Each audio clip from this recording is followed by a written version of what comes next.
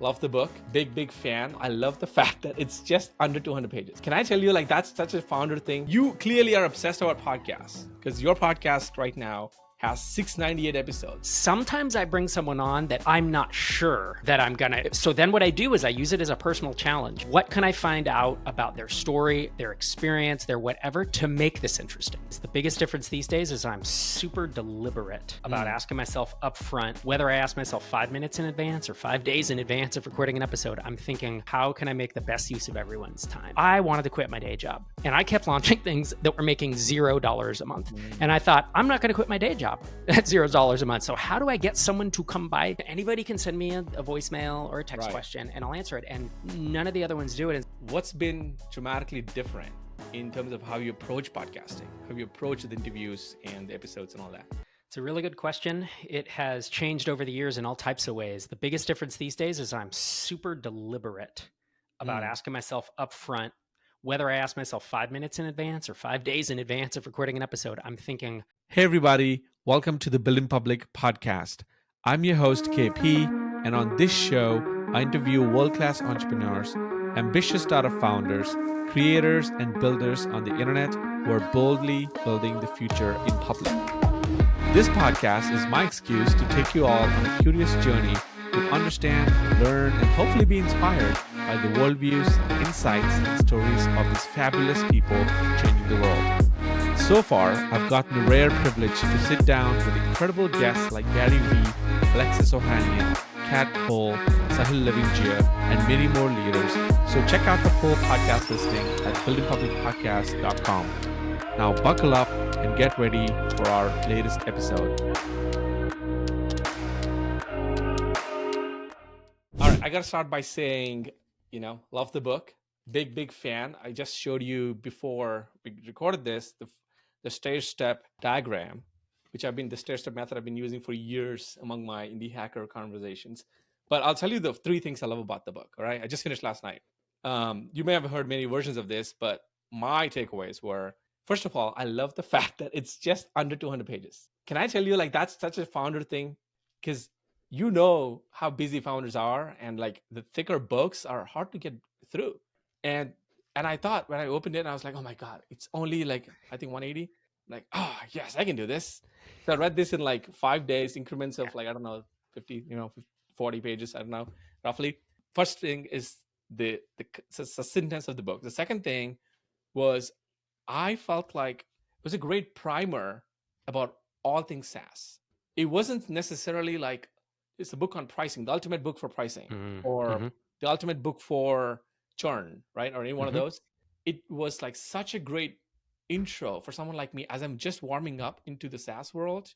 By the way, I just got a new job at Paddle. oh, good for you. Yeah. Congrats, yeah. So my first day was last Wednesday. So I'm like warming up to this new role, and Paddle's major ICP is SaaS, bootstrap SaaS, and even VC-backed SaaS, basically SaaS founders. So this has been such a great primer. So number 2. Number 3 was there were so many places where I was like, I thought you were speaking to me directly, like as the reader, with no BS, where you would even address, oh, here's the fluffy way of saying this. And then you're like, but I'm not going to do that. For example, including the 80-20 metrics of SaaS, you're like, oh yeah, this could be like a whole book on its own, but I'm not going to cover all that. Here's the 3 things you need to know. And I thought that kind of like very consultative, educational, was very helpful. Like style of writing was very helpful. So thank you. Opinionated. The third one is, right? Opinionated. Yeah. I also love there's so many subtle things. If you really have to read, like, oh, solo founders.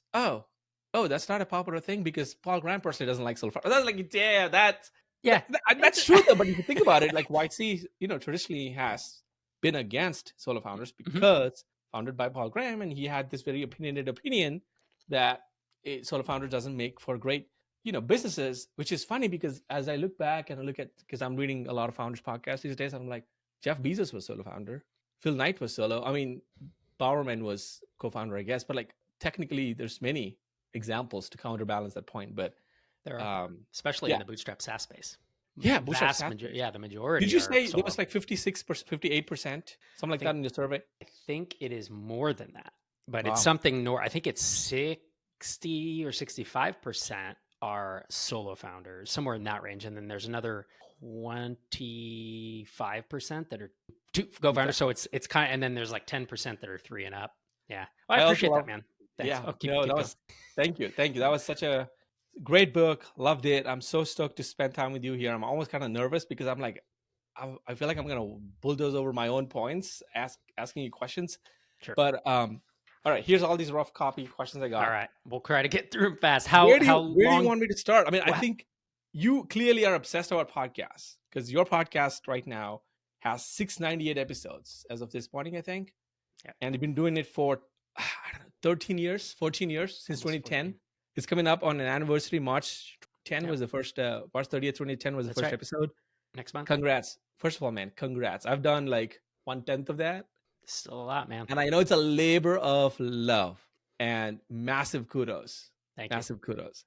Let's go to that point. Let's use that as a kickoff. My first question to you is, compared to day one to, year 14, what's been dramatically different in terms of how you approach podcasting, how you approach the interviews and the episodes and all that?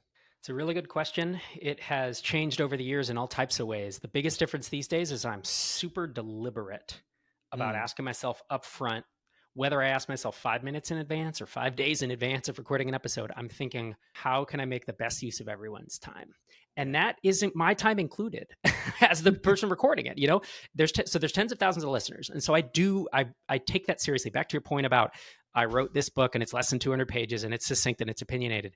That's because I get tired of reading through books or listen to podcasts that don't respect my time. Yeah. And we're all busy. I have a family, have had one for, I've been married for 24 years, have had kids for 17 years. You know what I mean? It's like, I've always just been time crunched and thinking there is great information out there. And if it's not packaged well, not succinct and kind of getting it through, that's a problem. And so I do think that before recording an episode of like, how do I make this good enough that we all want to listen to it? Because I listen back to my own stuff to get better. And when I find myself listening to an episode and I'm like, this is going too long. If it hasn't shipped yet, I will edit. I've like edited entire like 10-minute segments out of podcasts because I'm like, this doesn't serve the end result. It's not produced like This American Life, right? It's not like we don't have the budget, don't have the time. I have a single pass to go through, but it is a big difference. I didn't in 2010 when we started. It was like hit record. 2 software developers, entrepreneurs being like, hey, let's talk about something this week. Yeah, me and Mike Tabor and I. Yeah. And it was fun. And then there were times when it was really not fun. There were times when we thought about shutting it down. We almost kind of sold it or shut it down. These days I love it. Like it truly is something that is not a grind versus we started a YouTube channel about 2 years ago and I shipped 52 YouTube videos. That is, the growth is amazing, but it's a grind. It's like, I'm handed a title, here, 5 most common mistakes SaaS founders make, or 6 micro SaaS ideas that can make money in this year. And I'm like, all right, I got to go research this and record it. And I'm going to be honest, I believe in all my material. I don't present anything there that I think is bullshit, but sometimes it's a reach. It's like, I don't really want to talk about sales demos, but I'm going to, versus the podcast is almost always what I want to talk about, which is cool. Which is so reassuring to me to hear that, So I'll tell you in my own little Lilliput journey that I've made compared to yours, which by the way, I aspire to get there someday, like 14, 15 years. Because literally one thing with podcasting is once you get a hang of it, once you get the basics set up, you get comfortable with it. Like there's literally no need to stop unless you hate it, unless you make it into a chore or grind. Yep. And I've noticed last year, I've gotten to a point where I was just bringing in random people for like, not random, I would say like they were good, they're cool, they're great, but like, I just loaded with a lot of like star power onto the roster. I'm sure you've done some version of this. And some of the conversations were just not energizing me. Yeah. And it's not that they were not superstars. They were superstars. They were great. And it's also very hard to fathom what it's going to be like inside of the episode, unless you spend like as much time as I spend with you, or like, read a book, like understand the tone, the person's comedic timing and all that. On a stage presentation, you really can. So some of these conversations I've been having have been so energy sucking for me. Yeah. And it's very hard to, because I'm a good conversationalist, so I'll fake it. I won't do that with you. But it's very hard to find it energizing if you personally are not curious about it. Yeah, and 100%. You know what I mean? So it also depends on where you are in your life, right? So 10 months ago, what I was focusing on my top 3 priorities were not what it is now. So going into this year, I made a note to myself that I'm never going to invite a guest personally, if I don't feel stoked about, like as a reader, like I want to be like jazzed about the conversation. And if I don't feel that, I don't care about the star power. I mean, they're great. They could do another podcast, right? And it meant that I cut down by 1/10 the number of people I invite. But it meant that I'm like so all in each episode, you know? I think that's really powerful, man. And it's a good lesson to learn. I think in the early days, there's a balance of sometimes I do think you have to grind to do some work you don't want to do in order to get the audience, to get any momentum. You have to do something to stand out. But if you're at the point where it's like, I prefer to enjoy it more, the episodes are certainly going to be better if you're motivated. The other thing I would say that is I agree and I do that, but ... sometimes I bring someone on that I'm not sure that I'm going to. So then what I do is I use it as a personal challenge. What can I find out about their story, their experience, their whatever to make this interesting? Or if I've heard them on 20 other podcasts, they've been asked all the same crap. What can I ask them that's just way out of left field? You know, like that. And I don't even mean not to trip them up, but I mean out of left field in the sense that no one else has asked that. Make it interesting for. Yeah, but that's also underscoring curiosity, right? Like literally how you behave if you had a coffee chat with them. Like that's the mindset I've been thinking this year, is that if I got someone like Rob, by the way, I had Jason Cohen last 2 episodes ago, which is funny because you talk about him a lot, right? He's in the forward. And then I had another person, Ariel, who's a French founder, who's building like another version of On Deck. I was at On Deck for a while. And Jason, like, same thing, like when I wanted to pitch you, I was like, you know, I didn't want it to just have a chat with you because you are the Rob Walling, because I've already consumed a lot of your stuff. I know your lessons and insights, and most of my audience probably know. I wanted to make sure that if I ever ran into you at a Starbucks and we had a 40-minute chat, I would cover, like, this podcast should reflect all the questions I would normally ask you, you know? And that's what is, like, that's become my new MO. And so a lot of these questions are like dumb from the lens of like, not dumb, but like from the lens of like, AI would never generate these. I don't think these are like, right. You know what I mean? Because you can go ask AI, what are questions I should ask Rob Walling? And what it's going to do is it's going to go through my podcast, it's going to go through this. Guess what? When people, I will admit, because I did a kind of a podcast tour for the book, I got tired of talking about the book. It's like, ooh, so tell us about pricing. And it's like, you know what? Go buy the book. Like, it's $10 on Kindle. Go. The book says it better than if the book says it better than I will, then ask me something that's not in the book. Yeah. You know what I mean? And I appreciate everybody that brought me on. I'm not trying to say. Yeah, no, I know. But it's from one podcast to another, right? It's not, we're talking trade craft. Oh yeah. You know, shit, that's mostly it. Also, like, look what's on number 2 on my list, the haircut comment. The AI would never get that, right? Dude, which one? No, I get... I want to know. So the audience need to know this. I'm going to attach the thread onto the show notes because you've been getting a lot of internet opinions about your hairstyle. I love the way you're taking it. It is surprising. So the most recent one was I'm going to put you on blue hair. I think I saw that. Yep. The original comment was on YouTube, and it was someone saying you would make more money if you had a different hairstyle. This is no doubt the 10th, 15th, 20th comment from a random YouTuber about my hair. Some people say, dude, cut it with the Bieber hair. They say it's not the 90s anymore. People have said no grown man should have hair.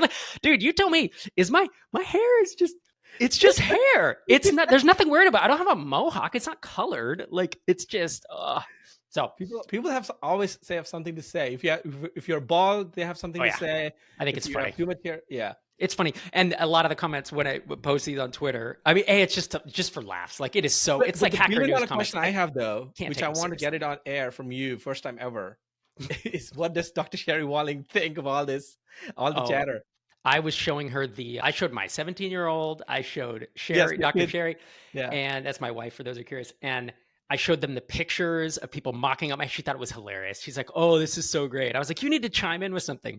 And I think she should. I think that would be the ultimate, like, final gauntlet comment. My wife would have had a field day.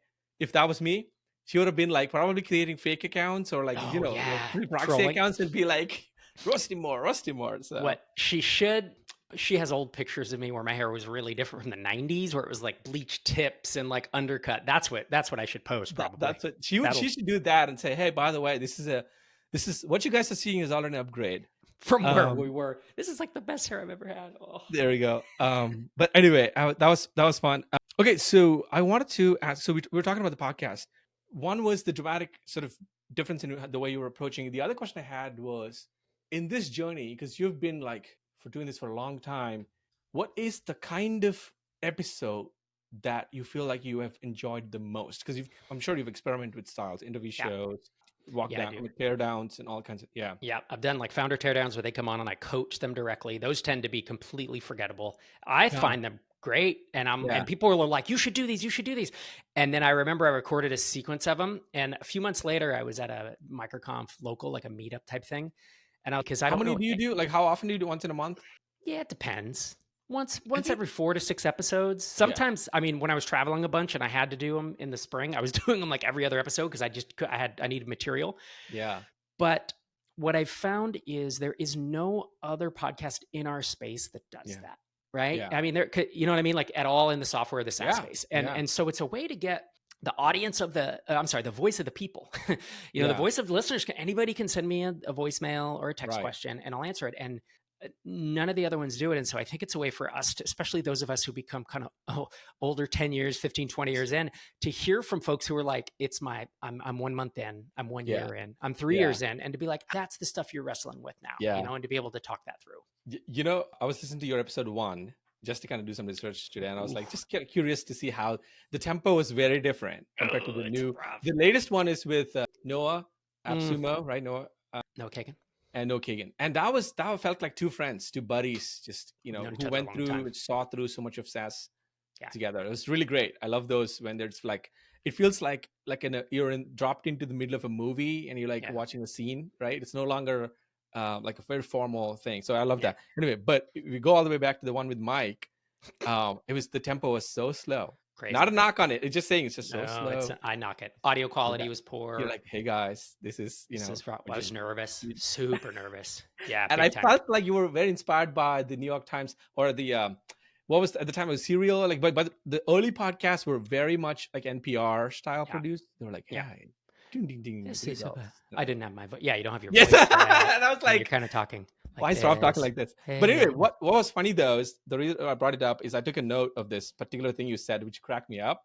You said, okay, let's answer this big question in the room, something like this. And the question was, does the world really need yet another podcast? Dude, that is 2010. Funny. Are you kidding me? 24. Like the world is exploding with. I started mine in 2021. Yeah. And I was like, I was asking the same exact question. Does the world need yet another podcast by this guy? Like, come on, like 2021, like the world is inundated. And now I'm seeing like every week someone's starting a new podcast or something like that. And the funny thing is, you were so early and you still in felt retrospect. I felt like we had kind of missed the boat. Isn't that so? When I listened to some of the, I think one of the, I forgot it was an interview or excerpt of Jeff Bezos saying that we might be late through the internet. Yeah, with Jeff Bezos, 95 or whatever. Yeah, 96. Yeah, and it's like 96. Yeah, it man, it can feel like that. Here's the thing: I would say it's never. I won't say I don't like using never, but like it's usually not too late. But you can't do what we did in 2010. You have to do it differently today. If I were to start a podcast from scratch today, what would that look like? I'm curious. I'd be like, how can I be different than everything else? I would need to, you know what I mean? And I'd probably start YouTube. It'd be YouTube first. Yeah. Right. So it'd be a full video edited podcast.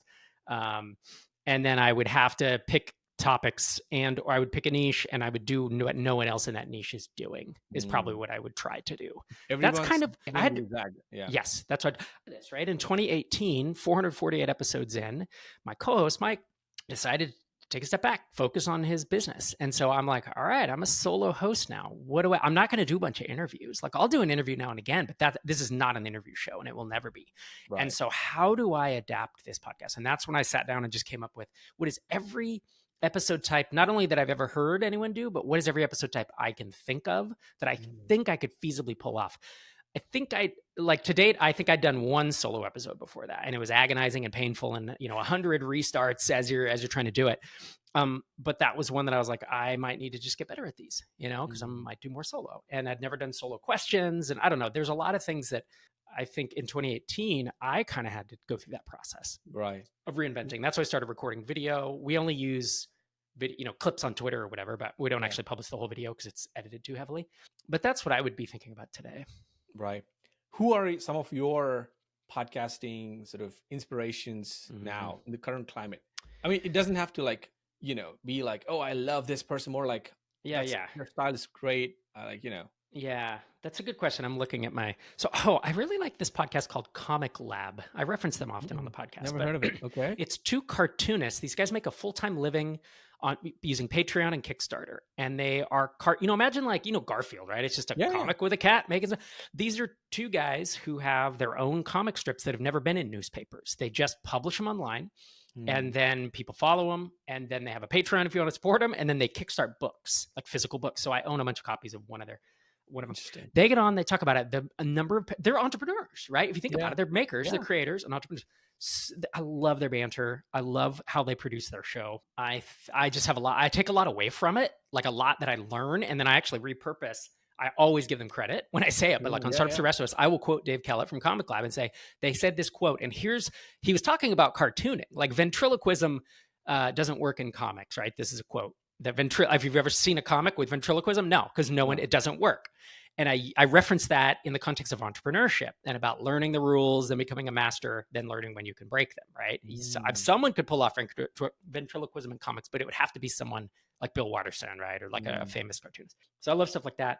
I really like Tom Merritt with Daily Tech News Show and all that stuff. To be very popular. I had him on the podcast just to chat with him. Oh, it was so fun. It was like interviewing one of your heroes. Did you ever talk to or interview Guy Raz? No, I could probably bring him on. Yeah, Guy Raz, I like him. I mean, if you like his, because he is, I feel like a pioneer of sorts in many ways, right? Oh yeah, my kids have they're like, oh, I know who Guy Raz is. Yeah. And then humorously enough, there is a podcast. It's my favorite personal finance podcast, and it's called Money for the Rest of Us. And it was no joke. And I've introduced myself to him because I'm in his. Oh, we did, because he started in like 2013, 2014, and he actually apologized. Well, he's like, well, if I'd known yours was named that, I probably wouldn't have named that mine. I'm like, dude, no one owns For the Rest of Us. That's like, it's like a 50-year-old saying, but it's the best for me. It's super even keeled. He shows up, he gives his information, about 20 minutes, and I learn something from every episode. I'm like in he has a paid membership thing where you get a private podcast and all that. So I support, all the people. I'm a patron of all three of those folks. Yeah. My version of that is Founders Podcast. I think I've told you a couple of times. I'm like, I'm so obsessed. Because one thing I think until I came across David Senra's work, I really had like 5 or 6 different models of podcasting. Until I saw his work, I didn't really realize that there was that model also, where you show up unhinged, obsessed. He's like, he walks over his own points and stuff like that. I'm like, this guy's crazy, like a maniac. And he knows that. He's self-aware. And I never really sort of thought of that as a viable format to build podcasts and influence. And he's crushing it. So I think that's a big one for me. And I listen to your show. I listen to Indie Hackers. The hard thing, I'm sure you feel the same too, is since COVID, because I've been mostly working from home, all my commute's gone. So there's like not a lot of, free driving time or whatever time that I used to have, which was my podcasting time listening. So like, I'm very picky now, which makes it harder, I think, in this climate, right? To break out. That's why maybe the clips or all of these other methods are blowing up. Yep. It is hard as a podcaster to grow a podcast. Yeah. I've tried a lot of things. I've tried buying ads. I've tried bringing big guests on and having them promote. I've tried all the stuff. Crossovers work pretty well to other podcasts, like appearing on other people's YouTube appearances can do some, but it doesn't grow like social media, right? And I include YouTube as social media. YouTube just grows way faster. But there's something about the dedication of a podcast audience and the fact that you're in there for 20, 30 minutes in their ear. It's a big deal. Yeah, and I'm sure you know this. It builds trust the fastest compared to anything else, right? Because they know how you think and who you are. Okay, so let's get back to the book. I'm not going to cover through the chapters because I feel like people should just buy the book. I'm going to include the show notes. It's such a great light read. You should definitely check it out. But thank you. As someone who has planned for it, spent almost 2 years, seems like, on it. I got 2 questions on the book, which is, what surprised you about the book in terms of your own journey of writing it? Yeah, it's a good question. So first, follow up later. But okay. First, I'll say SaaSPlaybook.com if folks want to check it out. It's also on Amazon and Audible and all that. Yes. What surprised me is that this is my 4th book, and I got writer's block halfway through, and I just couldn't write. I was going to ask you that. Yeah, I wrote half the book in 3 months, and then I couldn't write for about a year. And I've Wow. never had that happen. I kept sitting down and trying, and I just You had couldn't. the outline though, right? Did you I have an did. outline? Or? I had the Yeah. full table of contents, and I was like, all Yeah. I have to do is cover these points. Yeah, All I that have must to be. do is cover. It was crazy. It was infuriating. What I realized was I was always letting something else come about. I was like, oh, I have this other video to record. I have a podcast or whatever. I have something else to do. I have people to manage. I have founders to advise. The thing for me, what I realized, it was a journey of self-discovery. I learned that I really don't like saying the same thing twice in any format. And what I was struggling with is I would come to the chapter on pricing and I'm like, I just gave a 45-minute talk at MicroConf with kind of everything I know about, everything I can know about pricing in 45 minutes. I don't want to now write that down. And I would come to the thing about two-sided marketplaces. And it's like, I know that I've said this on the podcast before. I say it all the time. And I've said all the reasons why you shouldn't do it. So why can't that just be written or whatever? So what eventually happened was someone said, you should get a writing coach / ghostwriter, like a ghostwriter who is going to write for you. And I said, you bite your tongue, person. That'd be like having some AI podcast for me, right? It's like, no, this is what I am. Like, I'm a creator. I write, I this and that. After a year, after 9 months, I started looking for a writer. I went through 3 who were either not available or not good. Finally found one who I really liked. Here's what I it was a pride thing for me. No, I'm going to write every word of every book and this and that. Here's what I realized. All the concepts are mine. All the points are mine. It was literally take this YouTube video, take this MicroConf talk, take from this minute to that minute of this episode of Startups for the Rest of Us. And what she would do is transcribe them and then turn them into prose, right? Because spoken word is not the same as written word, right? So she would do that. Let me guess, you enjoyed fixing the mistakes and the gaps into the way she. I knew it. It was perfect, right? Because editing so much easier than blank page. That and freed it's up also everything. About the problem, being a founder, problem solving, I think is more exciting. Even when in that scenario, the material, you cannot ship that with those 3 glaring gaps. That's right. So you're rewrite that piece. Oh, I'm going to change that. I'm going to reorder these. That pain is more enticing to could come back to the drawing board. Yeah. So I learned about myself, I probably should never try to write a book again on my own. And I also learned I had to get over my own personal pride to this book wouldn't exist without a writer. It just would never have gotten out there. And the book's about to, here's a spoiler, it's going to cross 20,000 copies sold in the next 2 days. It's crazy. So it's about to become my best-selling book of all time. Wait, really? Even bigger than the previous ones, huh? Yeah, Start Small, Stay Small, I think has sold 30,000, but it's 14 years old. So this has been out 7 months or something, and not 8 months. Nice. I'm so happy. I'm too. I think it deserves more. Obviously, it deserves 100K. Thank you. Sale. It's just more. It's gonna it's gonna keep going. It's selling 1,000 copies a month right now. It's great. It's a lot, which is great. I'm super excited about it. Here's the other thing. This is 40,000 words in this book, right? That gets you about 190 pages, 200 pages. We wrote an additional 30,000 words about earlier stage stuff. So I have 100. I basically have it. I just pulled it out because I was like, I didn't want a 400-page book. So I ripped it out. And I took all the super early stage stuff, the super early stage where it's how to come up with ideas and how to validate an idea. 0 to 1. It's interesting. It's just not the same. I can be so prescriptive in the SaaS Playbook. You read it, right? I'm super opinionated. Know these things, do these things, try these things. Here's a framework. I can't tell you exactly what marketing approach to try, but I can give you the frame. In the early stage stuff, it's you got to try a lot. It's really hard. And I can give you some ideas, thoughts, frameworks. It's very muddy and cloudy. It just is. There's no blueprint for it. So I actually view them as almost 2 separate topics, which is why I spread it out. So there's a chance. I don't know if I'll publish it this year, but I got to get it out pretty soon because it's good. It's good. Do you want to do it like a separate book, or do you want to do it like an add-on? Or I think a separate book altogether, with a separate title and the whole deal. It's like a prequel, almost a precursor to this one. By the way, I also looked at the other books. I think one thing you're so good at, Rob, I'm sure you know this by now, but is the naming. The naming is bang on. The name here, the title is so simple. The SaaS Playbook. I know it sounds dumb, but it's delicate. It's a delicate line. Most people actually cringe when they come up with titles, when they read titles, because they're like, oh, that is so clickbaity. But we know if you don't write not clickbaity, but something on the spectrum of catchy, you're never going to be picked up at the airport or whatever, right? So Noah's book is something like $1 Million Weekend. He's self-aware that that's a clickbaity title. It's not that no one's going to make $1 million by reading the book on a weekend. That's not the point. But I feel like it's a spectrum, and I feel like you sit somewhere in the middle. It's intellectual enough, but also catchy.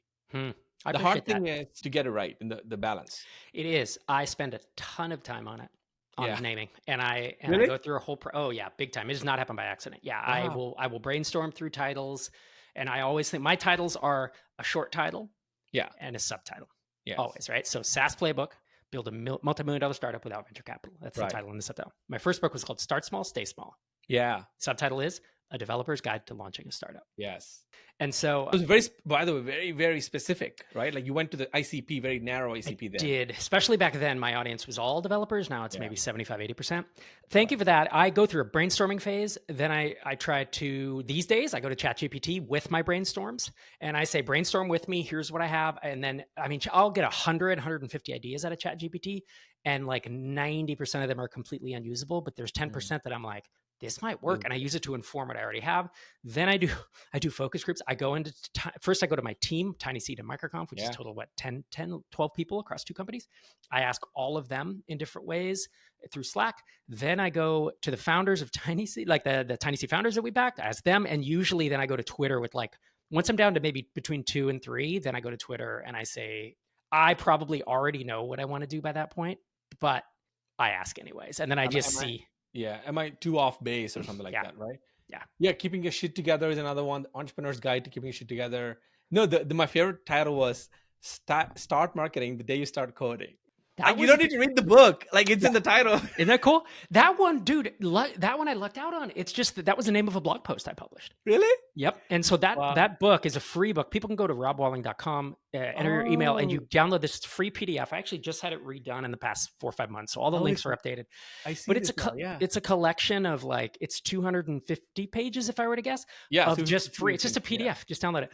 And one of the essays is called Start Marketing the Day You Start Coding. And I talk about, this is back when, today people are like, oh, you should pre-validate and you should talk to customers before you build. No one was saying that. And that's what this post was trying to do, was like, oh, the moment that I know what I'm building, I'm trying to build an email list so that I have a launch list and a customer development list to talk to as I'm building. And so that was a spark of that. So I got to ask you this $1 million developer turned entrepreneur question, right? So many people in your audience, we have an overlap. Mine is maybe like 60% non-devs, 40% devs, and you are like 70, 80% devs. But we have a lot of overlap. But the big sort of looming question there seems to be still in our communities is, as a developer, I hate marketing. Like, it's just the way, I'm just saying that's just been the theme, right? And then they're like, I don't like marketing. I hate sales, et cetera, et cetera. But I need those to succeed. How do I get started? Where do I go, etc.? But there's already, I feel like, a defeat in the first step when you already have such much. Like, you know what I mean? Like, if you already say I hate X, like before, like getting into it, that game's almost like self-fulfilling prophecy. What I love about you and your story arc, and just sort of as a personality who you are, is you seem to have transcended that barrier very early, and you're self-aware now that both marketing and sales and coding play a 50-50 role in the journey. And you're just doing these. Like, the ebook is a great example. Like, anybody could have written that, but most people don't want to write it because they're like, what's my ROI? There's ROI, but like, sometimes you just have to do the right thing and try 7, 8, 9 marketing things. Explain to me, as a developer, when did you kind of come over to the light side? Like, when did you come over to this side and be like, yeah, you know what? This is important, and so hence I'm going to teach myself all of this. It's funny, when I brought in a book about marketing, or maybe it was about copywriting, to my job where I was a developer salary, and one of my developer friends said, "Dude, you're not going to the dark side, are you?" So he said the exact opposite of what you just said. See, that's the funny thing. That's the way to proceed it, for sure, right? Yeah. So I came over to start. I realized I needed to learn marketing by the time I launched probably my 4th or 5th software product, and they all failed because no one came. Because it was crickets. Because I just didn't know how to do. I was like, oh, I can build, and so I'd build and I'd launch. And this is pre-Twitter. This is early 2000s, pre-Twitter, pre-Hacker News, probably pre-Reddit. Although I think Reddit was around in 2005. And so I was launching from like 2000 to maybe 2006, and it was like dig.com. There were some social news sites. Anyways, for me, I was like, I don't know how to do any of this stuff. And here's the problem. When you're a developer, you know that being a developer can be front end. You can be a back end developer. You can be just a database. You can be DevOps. You can be a UX designer. You can be a designer who also codes. You can only code into HTML. You can go to HTML and JavaScript. You can do React. Like, if you're a developer, you know that when you say developer, that doesn't actually mean much. There's a designation. And yet, anybody on the outside of marketing says, oh, I want to learn marketing. Yeah, that's what like is the broad. Yeah. What is marketing? You know, it's like, first, there's like, to me, I started with just learning what copywriting was. Like, what does it mean to write good copy, right? And that just means, and I started testing that on my blog, right? Like with Start Marketing the day you start coding. Like, that was a copywriting exercise for me to say, what's the best title that I can write for this blog post that is maybe clickbaity, but clickbait usually means you don't fulfill the promise. How can I write a really clickbaity title and I fulfill the promise? Fulfill the promise, yeah. Yep. And so I was learning how to write headlines, because that's all that is a headline, right? So to me, learning copywriting was the first thing. Then I learned if you want to run ads, I was trying to run AdWords back then, and then later on Facebook ads around 2010, 11, that an ad is just a headline. So then I already had the skill set, right? So like learning copywriting, learning SEO is a tactic, right? Of like how to optimize and do that kind of stuff. And then even learning like brand marketing, which you don't need in the early days, but it becomes important. If you're going to build a MicroConf or a tiny seed or like a multi-million-dollar SaaS, like you do need to understand what a brand is. Like this book, again, I think you record video, right? This has a brand. Yeah. Like even without my name on it, you see, you're like, oh, there's something here. This makes me feel a certain way, right? Right. Now, my first 10... And the website reflects... The website reflects it at all. And around, and brand isn't just fonts and colors. I'm not saying that, but there is it makes you feel something, right? And then when you get into it, you're like, ooh, it's opinionated. Oh, that's what this is. This is practical. It's blah, blah, blah. So I don't know, man. I learned it out of necessity because I wanted to quit my day job. And I kept launching things that were making $0 a month. And I thought, I'm not going to quit my day job at $0 a month. So how do I get someone to come use this website or buy this software, is what it ended up being, invoicing software. And so I said, I'm just going to learn all the marketing I can. There were 0 people in the startup space talking about marketing. Paul Graham wasn't. Right. The VCs weren't. What I had to do was go to internet marketers, info marketers. They were sleazy AF, shitty books that I would buy. They were ebooks, and a lot of them were kind of like, here's how to trick people into buying and how not to give them refunds. Grain of knowledge, and like a rest is all shady. A bunch of bullshit that I didn't want to do ethically. But I would read this book on copywriting by, let's say, Dan Kennedy, who I don't agree with his business opinions or practices about how every business should make money, and make money is the number one goal. It's like, no, I actually agree. We should help people too. Yeah. But dude knows how to write copy. And so I learned from that cohort of late 90s, early 2000s, mid 2000s internet marketers about all this stuff. And all I was doing was translating it into software products, right? And by the time it hit 2010, I had a full-time income, about $150K a year, if I were to call, from products. And I had like 5 marketing approaches that I knew. You know, it was like SEO, AdWords, display ads. I don't even remember what else, but stuff like that. And that's why I wrote Start Small, Stay Small at the time. My first book was because I was like, oh, developers don't even really know what marketing is. Yeah. So I'm going to write a book about, the subtitle is not marketing for developers. The subtitle is Developer's Guide to Launching a Startup. And in there, more than half the book is about marketing. And it's me just pounding on like, marketing is important. You need to learn it, and I'm going to teach you. Do that subtitle. Here's ice cream, and I'm going to give you spinach. You know what I mean? I kind of did a little, and I give some ice cream in there too. But I feel like you're going to love this. By the way, the reason all of what you just said truly, personally, honestly resonates with me, because that's kind of like how I've learned to appreciate what marketing is and great community building is, and just making people feel a certain way, like the way Apple does, Nike does, is a skill that is amazing to have for the rest of your life, right? And so anyway, I just printed out this morning. It's a random fact, random update, random thing. This is Nike's first ever print ad. That's cool. How cool is that line? There is no finish line. Yeah. Right. And for us too. Copy. I'll send it to you, like the photo of this. Yeah, please. Every line is a banger. That's awesome. Like you can tell that it's like a sculptor with words, right? Yeah. And last 2 lines are like, beating the competition is relatively easy, but beating yourself is a never-ending commitment. And like, there's nowhere really they're selling, here's the features of Nike. Here's like, you know, there's something to it, right? I mean, of course, all of that's written to runners. The way your first book had, I'm sure, had a lot of dev language, Right. developers, and because that That's was right. there, which is crazy. If you think about it, Nike's like ICP was just runners for Oh, like yeah. for a decade. Oh, yeah. And That was their now, like niche. when I moved to America was 13 years ago, Rob, and my sort of understanding of Nike is like basketball, Jordan, right? I mean, Jordan retired, but like I'm just saying, like my understanding, oh, it's just, of course, it's basketball and all these other things, but like when I read the history, I'm like, oh shit, they were actually so narrow focused on running. How crazy Yes. is that? And now That they're was like their niche. broad Mm-hmm. into everything, like including baby shoes. My son has Nike shoes, right? It's like, Yep. but that tells you a lot about like winning that market, first and then expanding later. But also like there's like back to marketing, like there's so many sneakers, running shoes, but we only remember like the 1 2 3 top, because of the great brand marketing.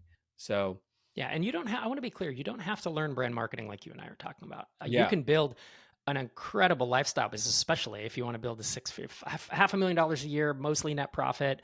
If you learn SEO and content and maybe a couple yeah. other things, like you don't You have list to like have 12.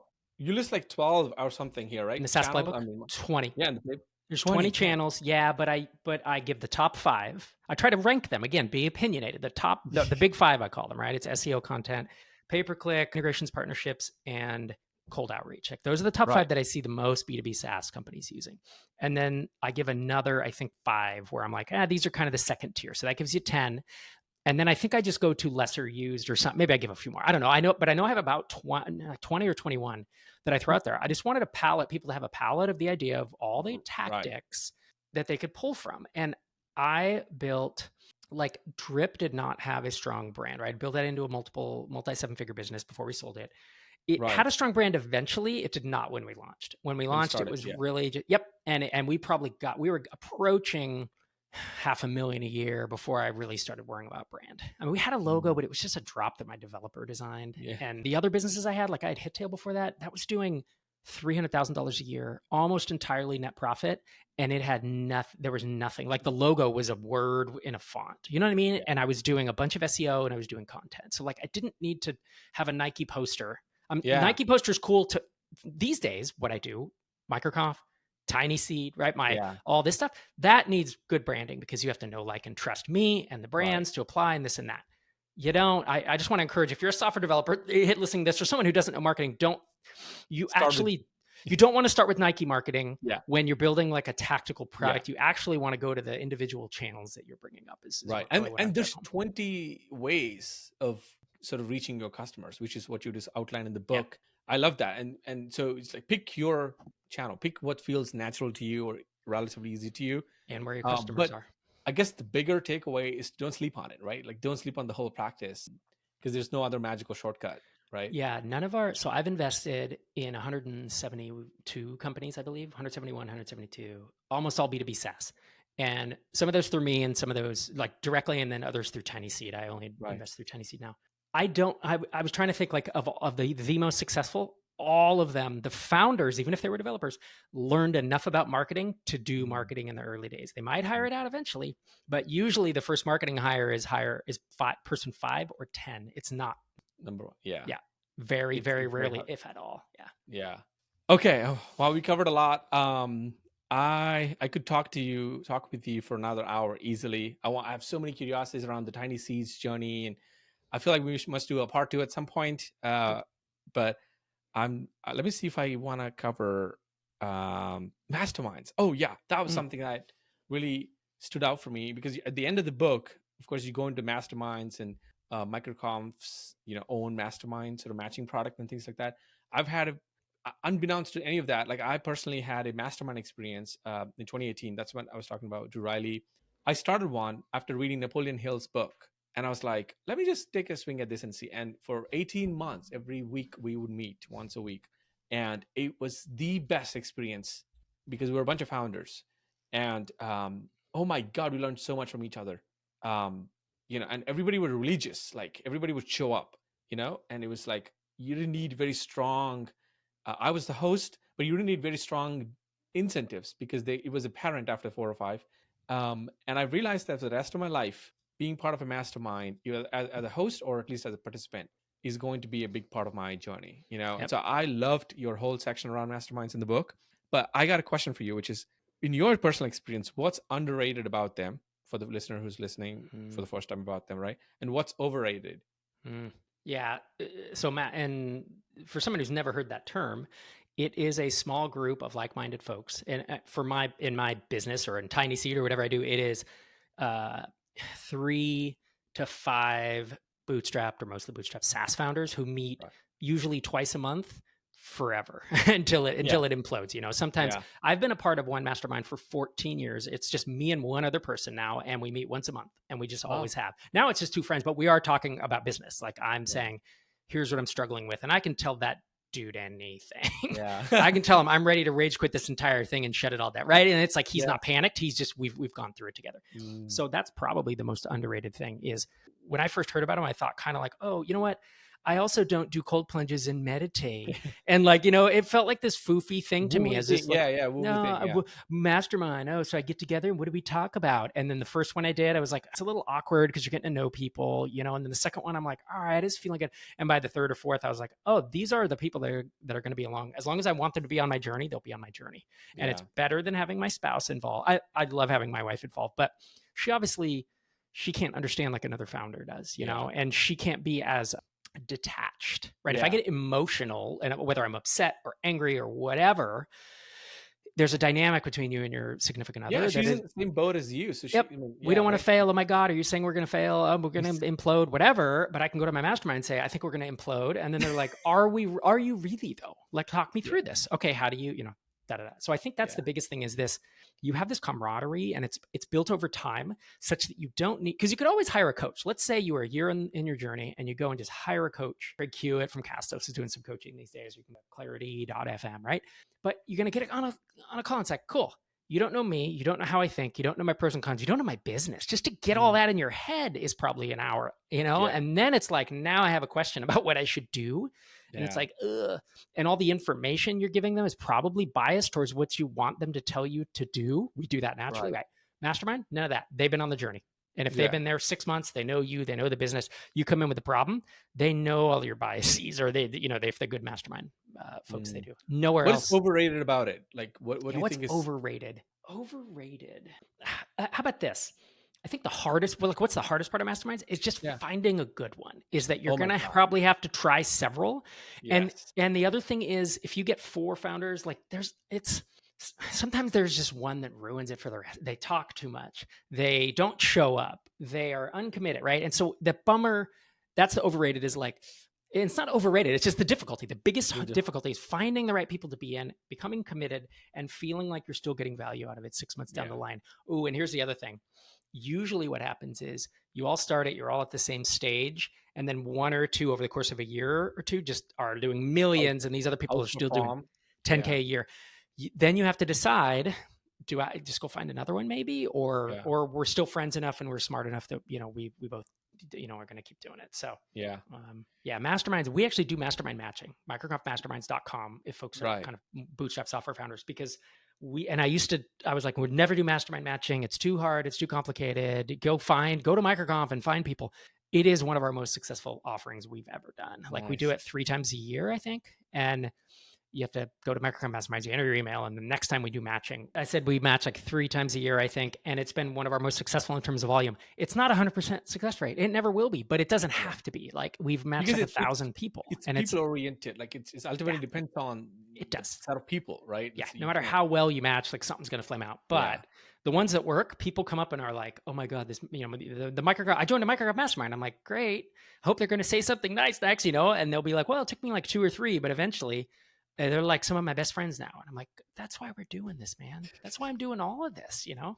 That's awesome. Okay, I'm going to wrap this with something I discovered on the last episode of your show, which blew my mind and got me super excited, which I heard on your latest episode, that MicroConf US is happening in Atlanta, which is where I live. It's coming up soon. So please do the plug.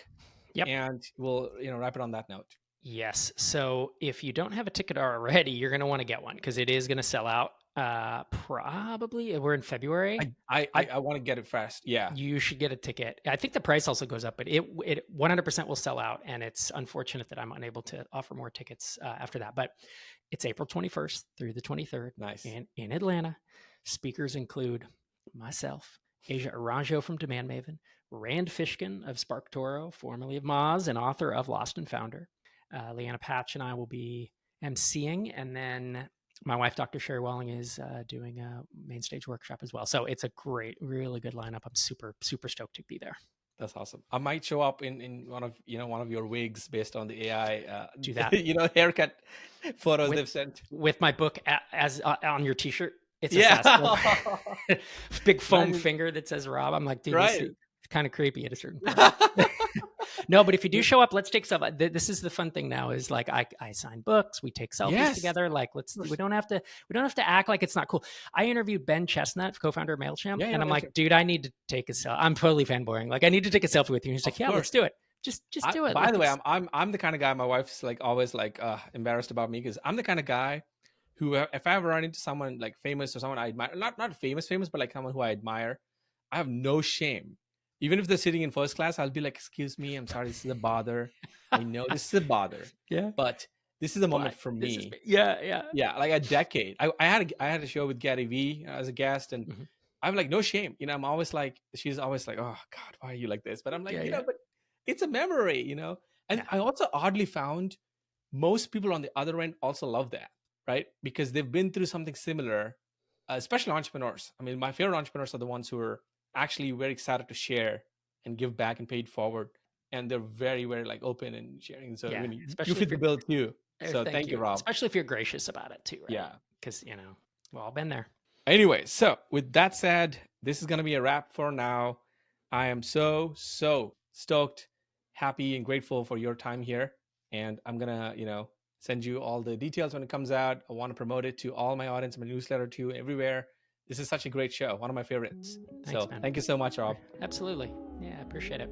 All right. With that said, I'm going to wrap.